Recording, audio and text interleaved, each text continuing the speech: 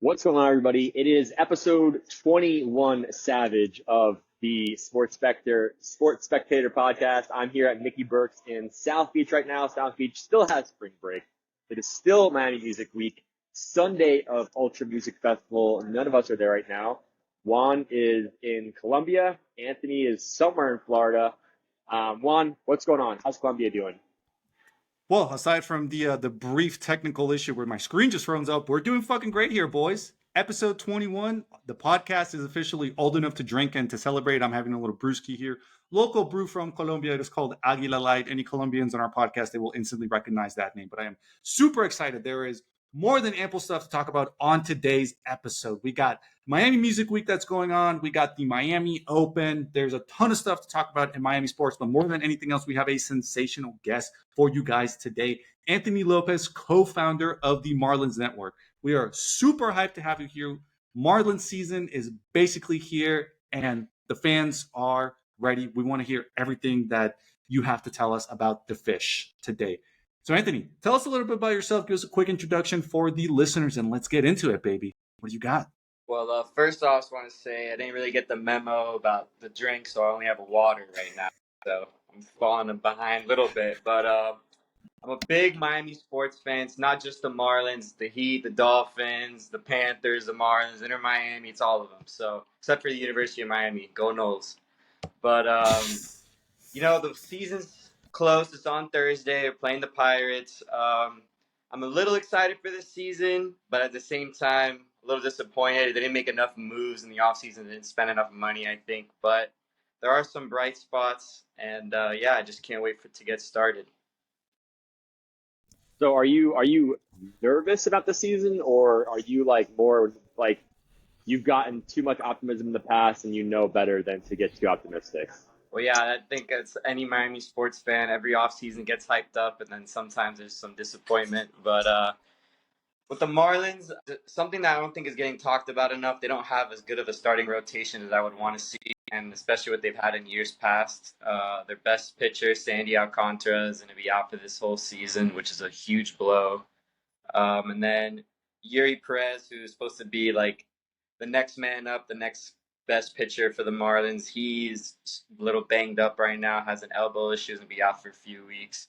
So, they're kind of down on pitching right now. Well, I'm not going to lie. But the good thing is their bullpen is very strong. And MLB Network, I think, came out with something today. I had them ranked as the number one bullpen in the league, which is very surprising. Wow.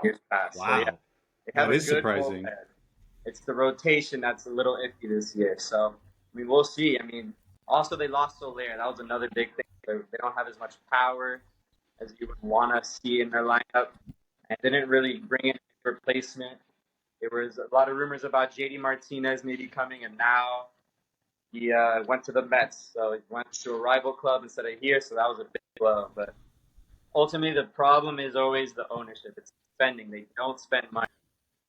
And that's just, you're never going to be able to consistently win if you're not willing to spend the big bucks. So that's a big issue. So what do you think about we hired a GM that's first of all, he looks like he's 20 years old. I think it's a GM. Second of all, he seems like he's doing the whole number crunching thing. Yeah. So three things. What do you think about him? Do you think there's an opportunity there? And what are you optimistic about, and what are you skeptical about that might be overhyped with the Marlins this season? Well, it seems that their owner was just one day watching the movie Moneyball and tried to hire Jonah Hill to be their GM because he looks just like him, just a little bit skinnier version. He looks like he's 20 years old, a little afro. But Yeah. the good thing is he had success with the Rays, and the Rays are known for not spending a lot of money, but they win still somehow. So he's always able to find gems. That's kind of his thing. It's kind of like the Heat, how they're always bringing in guys like Duncan Robinson out of nowhere, Haywood Highsmith, So that's what he's good at in the baseball version. So he's good at finding those gems. So that's what they're hoping to do with him coming in, because again, it's those gems. That's the biggest thing in baseball, is not trying to spend too much money when you're a smaller club team like the Marlins. But I think, I'm optimistic about him. I thought the last GM did a great job, but clearly they wanted to move on and go another direction. But yeah, this guy that they brought in is all about spending as little as possible and trying to win. Dude, that's always been the Marlins problems. I remember one of the facts or one of the sabermetrics that I saw, and I don't know if it's still relevant today, but the Marlins or at the time they were the only franchise in the league like not valued in the billions, basically. Yeah. Like they were valued at like 975 million. Every single other franchise in the league was valued at a minimum of a billion, which to me, that was like crazy, bro. I was like, how do we have a baseball town, a baseball team in a baseball town full of Cubans, and we can't even garner a $1 billion valuation? Like, I'm sorry, like the math ain't mathin'. And again, on the topic of spending, another thing that I saw that again surprised me. I'm a big sabermetrics guy, by the way, because like I see numbers and instantly I make stupid decisions based on that. I saw that we basically were the only team. We're not the only team, but we were basically the team with like the lowest absolute payroll of any team in the league. So even myself, that again, I'm not a huge on baseball, but even those were things that, still being a numbers guy, I saw that and I was just like, bro, you got to spend money to make money. And all I ever saw from the Marlins was any time that we would have a good player is we would basically trade them for like a bag of chips and like a working laundry machine, which I never understood. Like, how do you do that, dude? Like, you have to have a good product on the field if you want to garner and generate good results. So I am happy to hear that. I mean, the fact that we have the number one bullpen, as you mentioned earlier, that gets me hyped, dude. And anytime I see a sabermetric like that, I'm like, I'm all in. So I'm going to start looking at like us winning the World Series. I'm sold. I'm all in. That's enough of a stat for me. I don't care about the pitching situation. Like, put me out there. I'll figure out how to pitch a 100-mile-an-hour ball. Like, I'll take like 500 milligrams Adderall. I'm sure I can throw it fast enough. Fuck it, dude. World Series champs. I don't care. Yeah, I mean, that's the big problem. The craziest thing is this, too. So our owner, Bruce Sherman, right? He is, in his net worth, he is the poorest North American major sports league owner of all leagues. Hockey, basketball, baseball, football, everything. He has a net worth of $500 million, and I think the next poorest MLB owner is $2 billion. So he's 4 times below him. Broke boys. Yeah, broke boy alert. Get your money up, dude. 500 mil. Damn. Yeah, 500 mil. That's like pennies. That's like walking into the Gucci store with a $20 bill. Like, you're not going to be able to get it. So that's just our biggest issue. So, I mean, we saw the World Baseball Classic last year. How packed was that stadium? It was rocking. It was crazy. I mean, that's how every Marlins game should be. It's just, in the city of Miami, there's other things to do. No one's going to go watch a losing team, especially when it's been a losing team for 20 years. So, I mean, that's just the hard thing about it, is you got to get these fans involved. And that's why we've now seen the all-you-can-eat seats. Like, they're begging people to come to these games. It's like a minor league team. Like, I'm sure they're going to start doing SpongeBob SquarePants nights and all these random things that you see these minor league teams doing. It's a joke.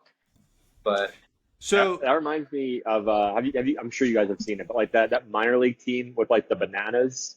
Yeah, the Savannah Bananas. That's like the Savannah most Bananas cringe shit ever. If I was a player, well, people go to their games. People go to their games. They have more attendance than the Marlins. They really like do. How sad is that? Like, I know more. Yeah, like I know more about the Savannah Bananas, or like I see them putting shit out on Twitter more than I do the Marlins, bro. And like, we're the ones in the MLB. Make it make sense. Maybe we got to put our players in skirts like they do, and they can do dances out there, cartwheels, whatever, and then maybe people start coming. I don't know what it is.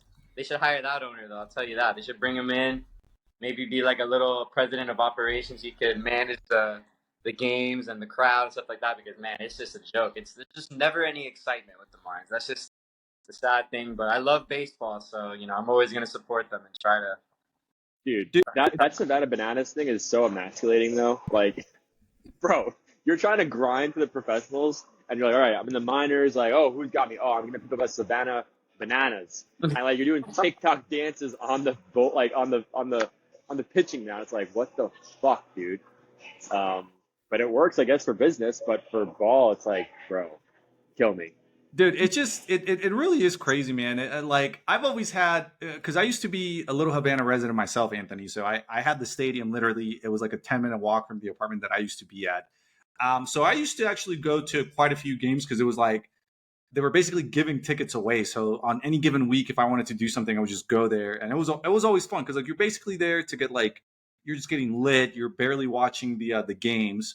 But dude, the venue itself is such a sensational venue. Oh, yeah. And I've never understood. I'm just like, I don't see this venue is so incredible. And I try to picture it being completely full, like it is, for example, for the when they play with all the countries in there, the World Series Baseball one. Classic. Yeah, the World Baseball Classic. And I'm just The like, Caribbean dude, Classic was packed too. Like that was insane this year. And the Caribbean Classic is a very small tournament. It's not as big as the World Baseball Classic. So the fact that they're able to sell that out shows that there's so many baseball fans here. It's all those Latin people. I mean, they love baseball. they do, bro. Yeah. Dude, like Dominicans, Cubans, Venezuelans, like we have a huge amount of those. Yeah. And you got to think about this too. It's like, it's clearly that they just don't put a winning product on the field, because they don't. if the Panthers can sell out stadiums, you think there's hockey fans here? Yeah. There's no hockey fans in Miami. So think about that. If they're able to sell out their stadium, how can the Marlins not do it? Well, it's clear. It's because they don't win. If the Marlins were putting a winning product on the field, it would be the hardest place to win in Major League Baseball, no question. It would be the loudest stadium. It would be. I've always wanted to see that. I don't know if you know this either. When the Marlins made it to the World Series 2003, that is still the highest attended World Series in history of the Major League. Wow, that's a stat. Yeah. That is a sabermetric for you on. Sabermetric of the day, yeah. I'm going to say something here. I'm personally happy that these games are not so long, because I love going to baseball games with nobody there and just gouge myself with glizzies and beers and just like peace and tranquility. But what do you think, Anthony? What would be a solution to get more people going besides winning? What do the Marlins need to do to get more people to go to those games? Well, I think they've been trying to do this in recent years. They're trying to bring in more like international talent, guys from Venezuela, Dominican Republic, things like that, because that's where a lot of these people are from. That's the other thing. Like when we had Jose Fernandez, like yeah, he was so good, but the reason he was sell out those games is because he was Cuban, and everybody wanted to see this great Cuban baseball player. So I think what they're starting to do now is they're starting to build. Every MLB team now is starting to build facilities in the Dominican Republic, and international scouting is getting bigger than ever before. So I think they're just focusing more on that and trying to bring up international guys, 16, 17-year-olds, bring them in the minor leagues, and then slowly wait and hope that they can develop something. But I think the biggest thing too is that their farm system, they don't really develop well. They're not good at developing positional players. So we're getting these top prospects and those trades. You guys are like, oh, we're getting a wash machine and a bag of chips. Well, those bag of chips, they actually, before it starts, like when the trade first happens, it looks like it's a great bag of chips, but then they end up being like just a crumb in the bag of chips. Like they're great prospects, but then they come here and we can't develop them. That's just the biggest issue. So I think we need to focus on developing talent, and that's just the best way to ultimately see more sustained success. But yeah, that's just the biggest issue for me, is not being able to develop those prospects that we trade for. So Anthony, then I got to ask you then, because I can definitely tell you are very, very knowledgeable on this. So hypothetically, if you were given the keys to the castle, Marlins came to you and it's just like, hey, listen, you're manager of operations, you are GM, you have free reign to spend on anything. Like, what would be your top 3 moves that hypothetically, if you could make them, like what would they be to instantly turn the Marlins into playoff contenders? I'm allowed to spend money, you said? You're allowed to spend money. Like you're basically given the keys to the castle. Like they gave you a blank check and they're like, yo, spend whatever you want. Like, man, money's not an issue. Well, the first thing, let's say I got this in the offseason, I would have given every single dollar I've ever owned to Shohei Ohtani. That's the first thing I would have done. And then I would have made sure that his gambling addict translator didn't come with him to bring the team down. So that would be move number 1. Dude, we were talking about that. Dude, the fact that this guy goes through like this big free agency thing and then picks like one of the few states where sports betting is still illegal. It's like, bro. No, yeah. What? That was really bad. I don't know. What do you guys think about that, by the way? Do you think he was the one gambling, or do you think this guy actually stole money? We got bangers for this. Okay, for me personally, I don't think he was gambling, but I do think that this. I'm gonna give them the benefit of the doubt. Where like they're these innocent, Japanese, like, oh yeah, and like they're good people. They're getting canceled, especially Ohtani. But I think that his translator is gonna open up like a can of worms that is going to like rupture professional sports. We were talking about before this episode how I think he quoted speaking to someone how like, oh yeah, I work with an unnamed NFL player, bro. You just named him. Like the federal indictment is going to ask for that guy's name, bro. Exactly. And like I think it's going to have crazy ripple effects. And like this poor guy literally talked to the journalist and was like, "Oh yeah, I'm working on getting a lawyer." It's like, bro, you needed a lawyer like months ago. Yeah, no, I feel really bad for Shohei. I think either A, the guy really did steal the money, or B, Shohei like is a great friend, found out he was gambling all this money away and bailed him out, and then realized that, oh wait, I can't do that, that's illegal. Now I gotta say that you stole it. So that's what I think it was. Dude, but like you haven't lived until you've gotten into like some sort of trouble like gambling. Listen, before like the Hard Rock Bet app was a thing in Florida, I was a Bovada boy, bro. Like all day, I was placing all my bets on there. You know, I was getting funds deposited into my crypto wallet until Robinhood finally flagged my account, and they're like, "Hey, we see where these transactions are coming from. Like, stop getting these, or else you're going to be." Your FBI agent has tuned in, Juan. Yeah. Hey, welcome back, guy. T attends all of these anyways. Like, we're getting canceled, so whatever. But yeah, man, it's dude, I say, like, God forbid men have hobbies, bro. Like, they're just doing a little gambling, you know, a little fixing of games. Like, that's what makes America great. And that's American baseball was built on criminal gambling. And in my opinion, all right, if you're undermining gambling, you're undermining America. Okay. So I fully support OTHANI. All right. And his interpreter. All right. You know, like I understand, bro. Like I get it. So let's keep America great and let's let the interpreter gamble, bro. Like it is what it is. Maybe. Yeah. We should get OTHANI Marlins jerseys made. Just fuck it. Like let's just start rocking OTHANI jerseys. We should just pretend he's on the team, you know, and then just get another Japanese guy out there. Pretend he's OTHANI, sell tickets to the fans. It won't be as good, but I don't know. I don't think they'll notice. I really do feel bad though. Like, I really do think, or at least I want to think, because he just looks like such a good guy. He just looks like a. Or maybe that's part of the illusion. Yeah, it is part of it. He's like an all-American Japanese gentleman. Like he's just like the perfect person. He's a great player, like unbelievable. And then this comes down. It's like it just sucks. It's like right before the season happens. It's sad to see because it's such a beautiful story, but I think it's going to get really ugly. And even if it, for the benefit of the doubt, like even if he had no wrongdoing, it's going to be a huge distraction. I mean, like this is going to go to federal court. It's going to be crazy. Dude, so. you know what I'm most excited about? Because like, let's be honest, like the Dodgers are going to probably lose like 15 games this season. And dude, I cannot wait for the memes on like MLB Twitter to be just absolutely popping off when they're like a first round exit in the World Series. Like they'll lose to like the Diamondbacks or something like that. Dude, no, that stuff always happens in baseball. Like the best never win. It's like kind of like March Madness. Like it's crazy. You play 162 games and then it boils down all to in the first round like a 3-game series. So like it's crazy. Yeah, dude. Like when they get swept in like the 3-game series, dude, the memes are gonna be just platinum. Okay. like I can just see them. Like people are gonna be like memeing it out, just talking like photoshopping like the interpreter. I don't know, into like a Sopranos like scene or something, and it's just like, oh, this is him on his Diamondbacks parlay, or something like that. All right, I'm gonna take us from our Japanese king to our I forget where he's from, but anyway. All right, Anthony, can we build a team around Jazz? Yes. What do you think about his interview? I love the interview. I thought it was awesome.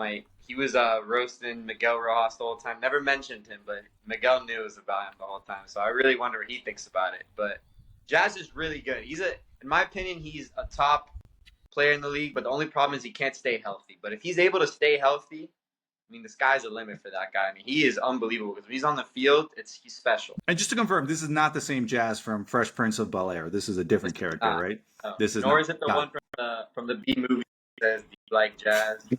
Do you like jazz?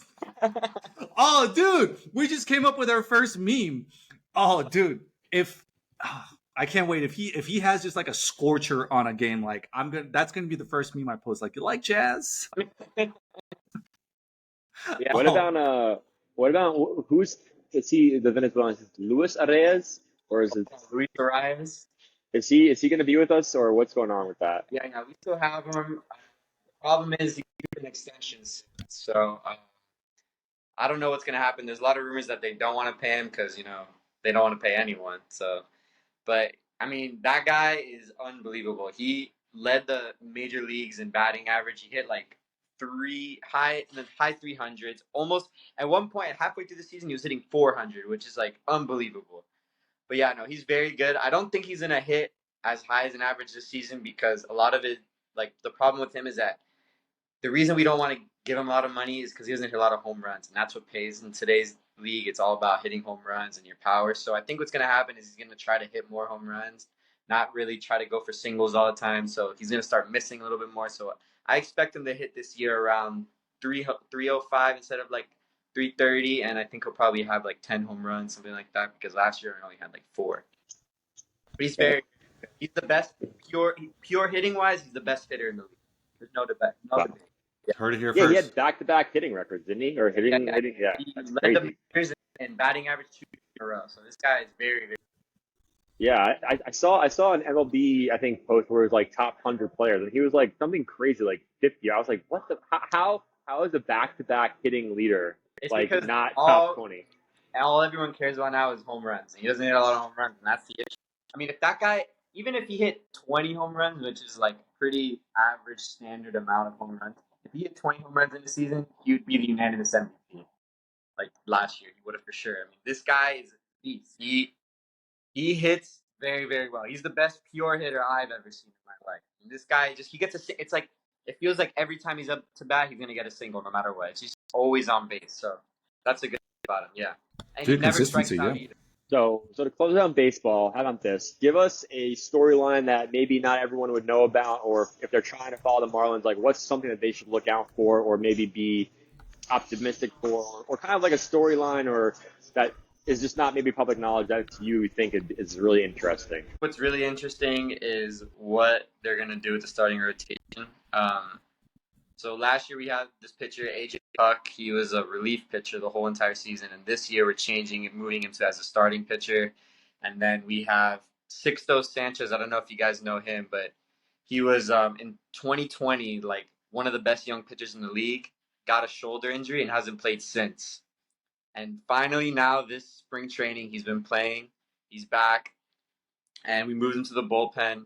But he's had a lot of issues. But in his whole recovery stages, he's had multiple surgeries, multiple setbacks. He gained a lot of weight. He was looking like Kung Fu Panda at one point. I mean, the guy was like this, and he became like this in a short time. So what's surprising to me is that out of nowhere, I basically wrote him off. I thought he was done. But out of nowhere, this spring training, he has killed it. And he hasn't given up any runs. He's been awesome. So I think the main storyline I'm trying to see is if he can stay healthy the whole season and get back to his prime self.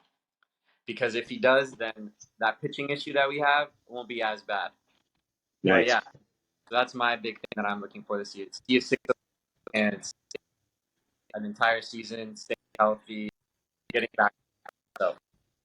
Dude, Nice. I All love right. it. I love it. So then, what I'm curious, Anthony, so that's obviously the storyline that folks should be aware of. So then I want to know from your personal opinion, what is the absolute most scorching hot take that you can think of this season? And again, not something dumb that I would say like, oh yeah, Marlins winning it all. Like a scorching hot take, but something that is actually a little bit more achievable.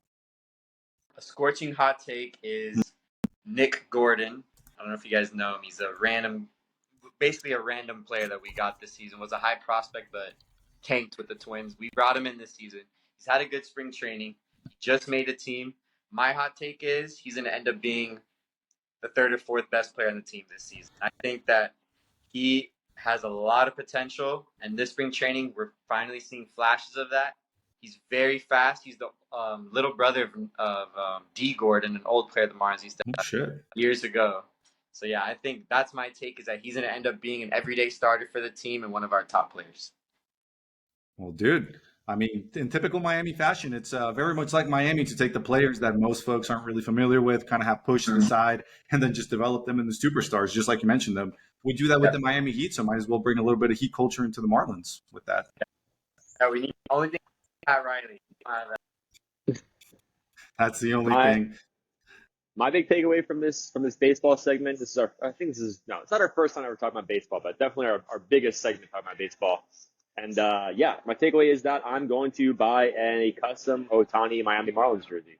With that being said, that's my takeaway. Should put number 21 on it too, just for the reference. Yeah. There you go. All right, Juan. So where do we go next in this beautiful episode of Miami Sports? All right, Anthony. So you being obviously a Miami sports aficionado, we definitely want to touch on a couple other things. Just step away from the Marlins for a second. We got to talk Dolphins a little bit, man, because bro, Dolphins had a sensational free agency season. I am about to get the phrase "Let Greer cook" tatted across the chest because he just killed it, man. I definitely want to get your thoughts. I mean, first and foremost, we got the best secondary in all of football, in my opinion. We got Jordan Poyer. We got Kendall Fuller, who was arguably the biggest cornerback prospect in the free agency market. Pair them up with Javon Holland and, of course, Jalen Ramsey. I think Miami is officially a no-fly zone, okay? And that's not only just because we have a lot of Boeings at MIA. I think literally Miami, no-fly zone any longer, man. What are your thoughts, dude? Like, what do you think about free agency? Like, do you think now is this season going to be any differently? Because I'm still depressed from this past seation. What do you think? Well, I'll tell you what. You mentioned Chris Greer's moves. I'll tell you his best move of the offseason. And you might not agree with me here. This might start some controversy, but Chris Greer's best move this offseason so far was not extending Tua. That's my hot take. Yep, that was his best move of the offseason. I am not a Tua guy. Not at all, man. Oh boy, it's getting spicy. All right, man. We're very much stepped into the Tua non. Yeah. Like we are Tua non supporters here, but you know what? We embrace the controversy. Yeah. We want to say he has not extended him, but he has not extended him. Yeah, that's the issue. But we don't know. What do you want? I want to hear your opinion. I want to hear your opinion. Like, why do you not want Tua? So I think in today's day and age in the NFL, something that gets overlooked and we don't talk about enough with Tua is that in order to be a successful quarterback now is you need to have the ability to extend plays and improvise. And he just doesn't have that. Never have I watched a Dolphin game and I see the pocket collapse and Tua's moving left, moving right, creating something out of his own, scrambling, launching it downfield. I mean, that's just so crucial. And that's what you need in today's NFL. I mean, Patrick Mahomes does it, Josh Allen, even Herbert, who that spicy hot take, and no one knows if we should have drafted Herbert or Tua, that whole debate. But I think that he just doesn't have that ability. I think he's accurate, but I don't think he has a strong enough arm. I don't think he's strong enough moving. I don't think he's can stay healthy the whole season. I mean, he did it this year, but he wasn't taking a lot of hits because he was scared. He was scared to extend those plays, which is what you need at the end of the day. So that's just my biggest thing with Tua is I think that, and I think he also lacks leadership, to be honest with you. So would you say on the record it's an accurate statement to say Anthony Lopez, co-founder of the Marlins Network, does not believe that Tua is him? Oh yes, 100%. That is a very accurate statement. That is on record. That is on record. It is on record.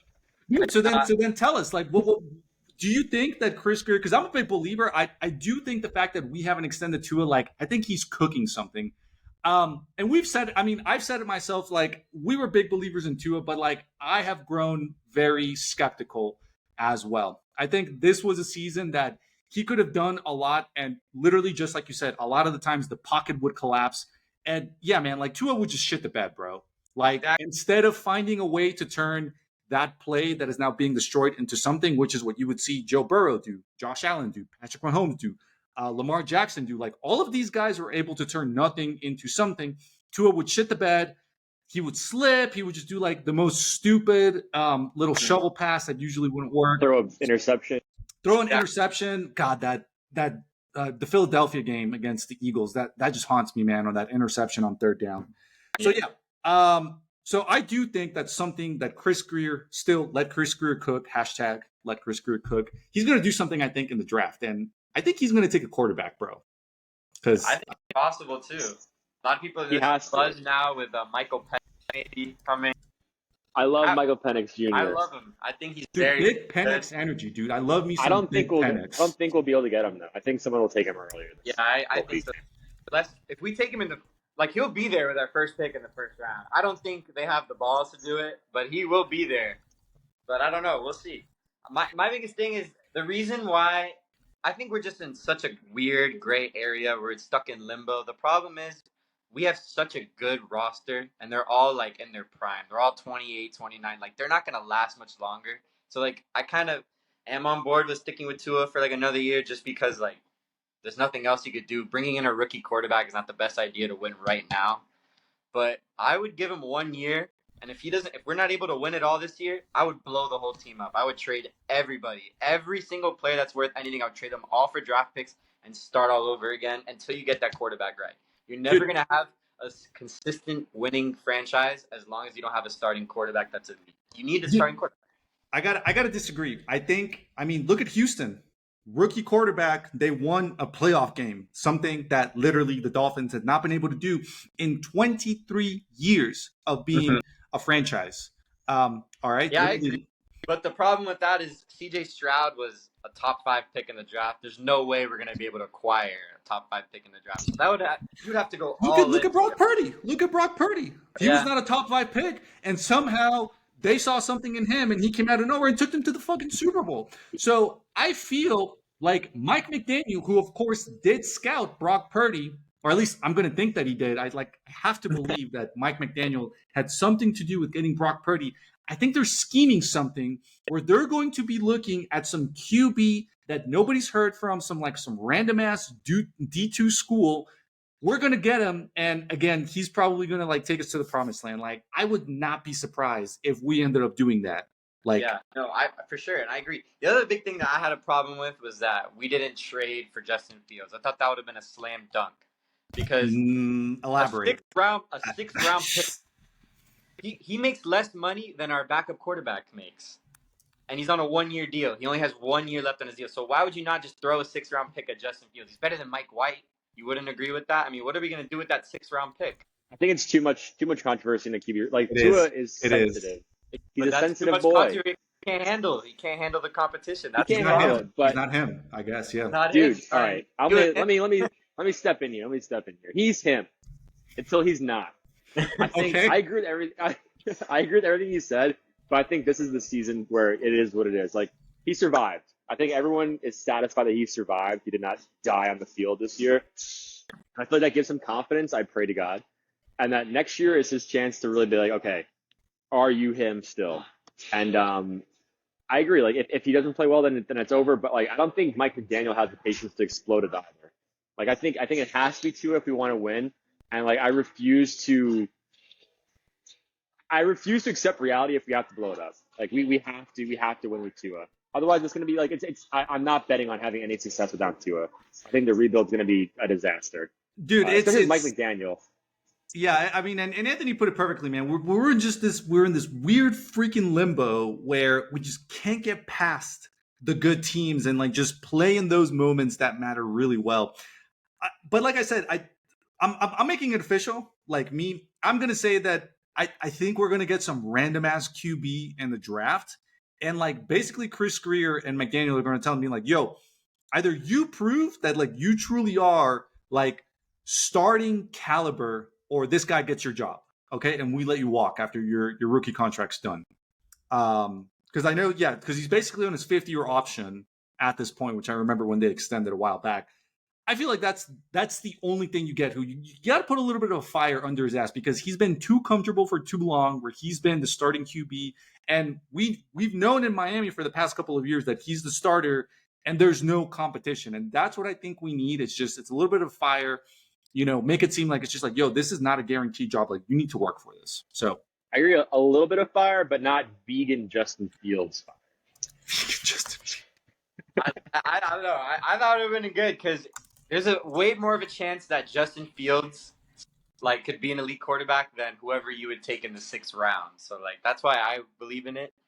But I mean, it's already over, so there's nothing we could do now. Do you think now the Steelers are competitive with that QB room? Russell Wilson, Justin Fields. They're a lot more competitive than they were before. Yeah, it's a complete upgrade. Kenny Pickett and Mason Rudolph, like those guys suck. They were terrible. They were pretty bad. You know, the Justin Fields Russell Wilson dynamic is going to be fucking hilarious. Like, I think I sent the meme to you, but Anthony, did you see the meme of like it was like a Russell Wilson Subway commercial with like Justin Fields along? It was so funny. But yeah, okay. How about this? OBJ, do we like that or not? If he comes to Miami, How do we I not like talk it. If about it's that? for the right price. If it's for the right price, I like it.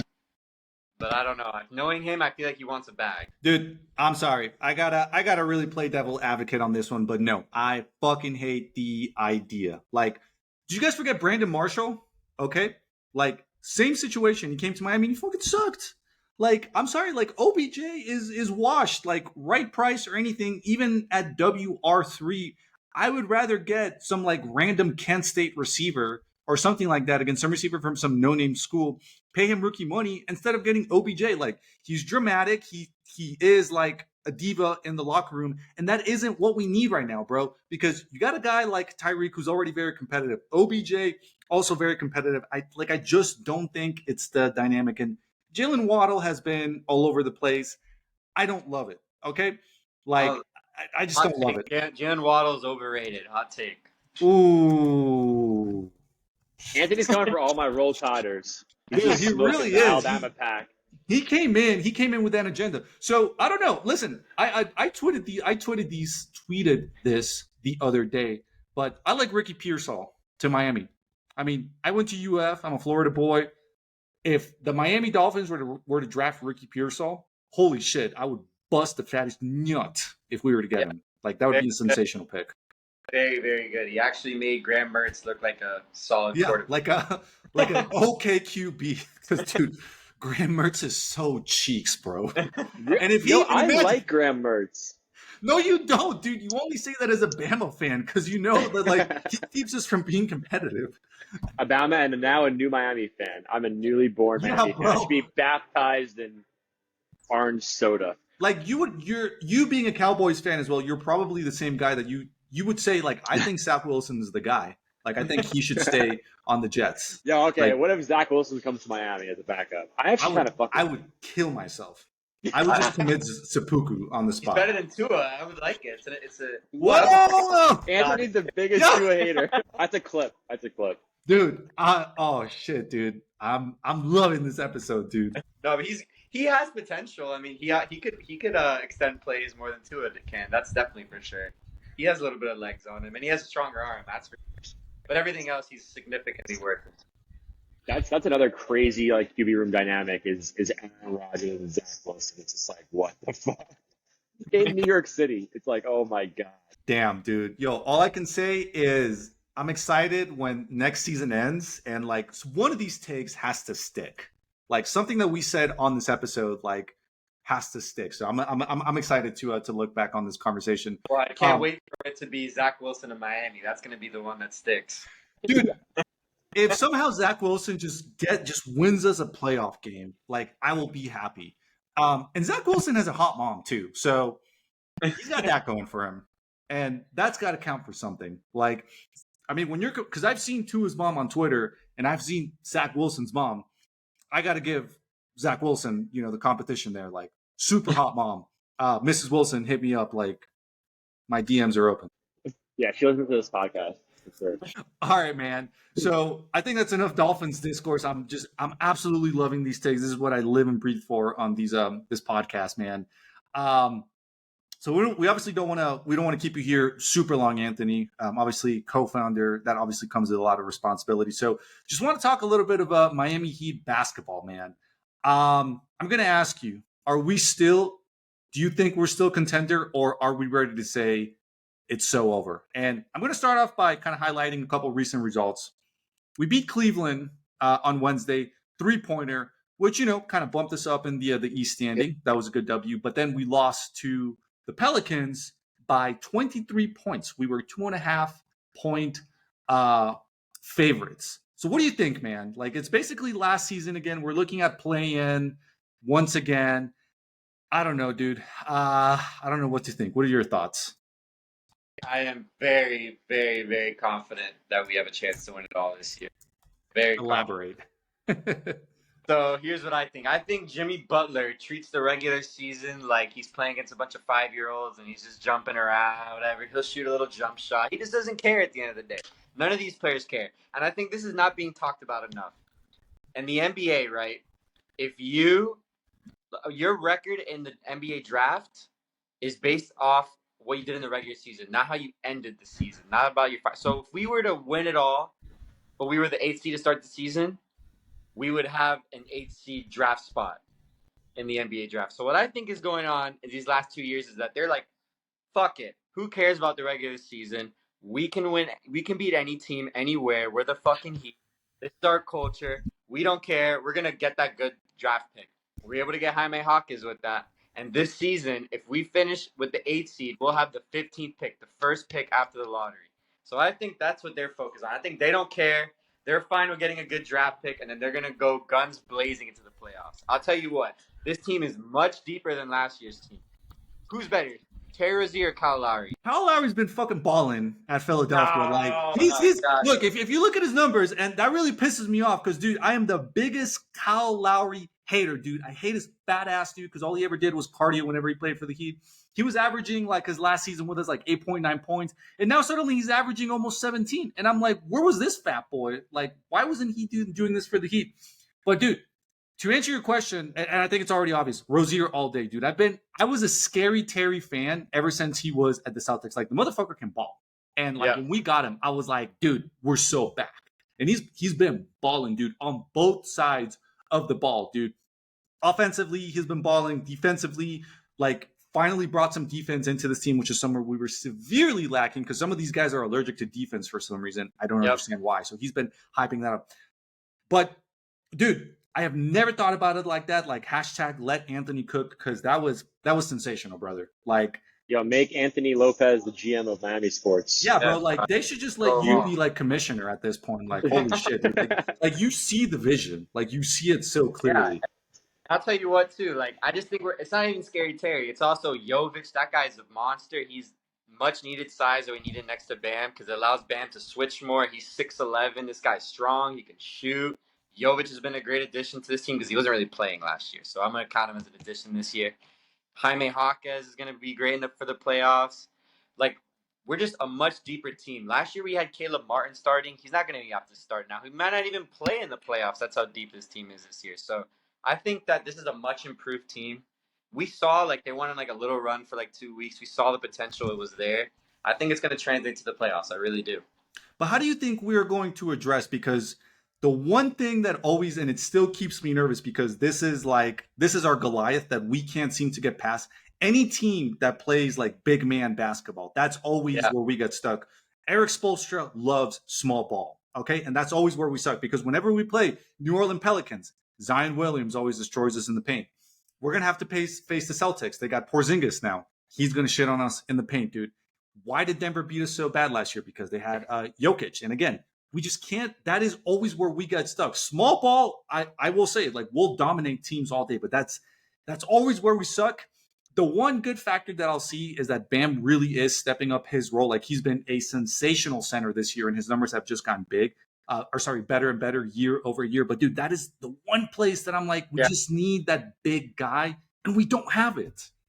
Yeah, I agree. We don't have that really big guy, but having Jovic next to Bam is going to offset things a little bit. Because before it was Bam, who's not that big himself, and then no one even near a center's height next to him. It was Caleb Martin, who's like 6'5", Haywood Highsmith, who's like 6'4", like all these small guys playing power forward. Like, we've never had a true power forward. We finally never. So I think that's going to help a lot. So it's going to help on double teaming with guys like Embiid, Jokic, Porzingis in the paint. Like, so we're going to be able to have that ability to switch more. And I think that's what's huge. Being able to play like the Boston Celtics, for example. Bam's we all know he's an all defensive type player on defense, right? Who would you rather have Bam guarding? Giannis or Brook Lopez?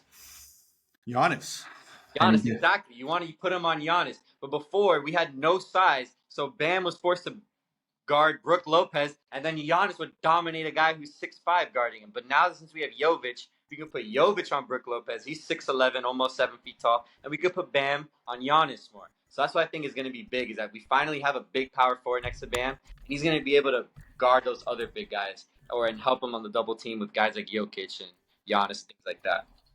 Dude, I love that. And the one thing that I love that you keep saying is Jovic, because we have been big proponents of Jovic. Like ever since he got drafted last year, I loved that pick, dude.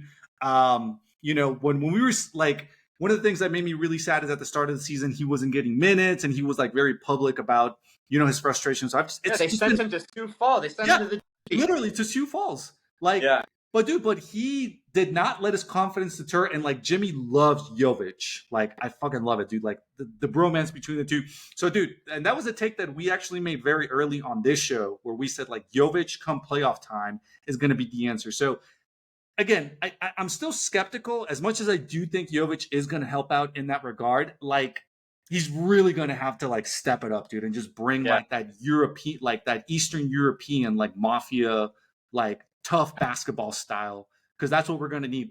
But because again, we're going to see these teams in the playoffs. Like, we're going to see the Sixers, we're going to see the Bucks, we're going to see the Celtics, and like the East is going to run through them. Like, let's be realistic. Yes, we are Eastern Conference champions, but Celtics have been balling, Bucks have been balling, and they've gotten really good. So I'm excited to see it. That's still the one area that concerns me. But yeah, dude, fuck it, we ball, dude. Like, let's get the 8th seed and let's shock the world again. Yep, and let's get that good draft pick. That's what I want. Dude, I never even thought about that. That's such a great take. Oh, dude.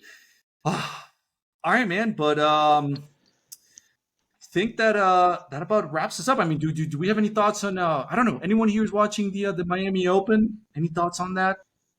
I have not, so I watched it. I couldn't even think of like a funny joke to make about some tennis player. Yeah, I got nothing. No. I did read an article that apparently it has become like like basketball events have like become like an it place to meet like hot single girls. So if you're listening and you're single out there and Miami Open's still going on, or any other tennis event for that matter, go shoot your shot, because apparently that seems to be a place to go do it. So don't ever say that we never gave you good advice on this podcast. My takeaways from the episode are OTHANI, Cy Young Award winner, and Miami Marlins starting pitcher, Zach Wilson, Super Bowl MVP, and Miami Dolphins quarterback, and Miami Heat win the NBA Finals. Maybe we'll just put Jovic at quarterback. Dude, I mean, have you seen Kevin Love? Like, have you seen him toss the ball? Love, dude, QB1. Yeah. All right, man. Right. Well, Anthony, thanks so much for having us. This was a fucking sensational effort. I always love discourse whenever we have it on our episodes. Thanks so much for joining, dude. Like, I can't wait to continue talking ball, you know, when the Marlins start playing, bro. And I don't know, guys. We definitely got to meet up for an all-you-can-eat event at the Marlins. See, like, do the over-under and who can take down the most glizzies. That'll be interesting. Thank you so much for having me, guys. Really appreciate it. A lot of fun. Love this podcast. You guys got to keep watching. Keep watching, all right? They're up next. Sports Spectators are up next. Appreciate you, man. Thanks so much. Right, episode 21 Savage out, and then next episode Taylor Swift 22. I don't know about you, but I'm feeling episode 22. Big Thanks, rumor. guys. I heard he's actually going to make an appearance on the podcast. That's what I've been doing. Yeah. We don't want to say it, but that is the word on the street. Facts. All right, guys. I'll see you. Thank you for having me. Later.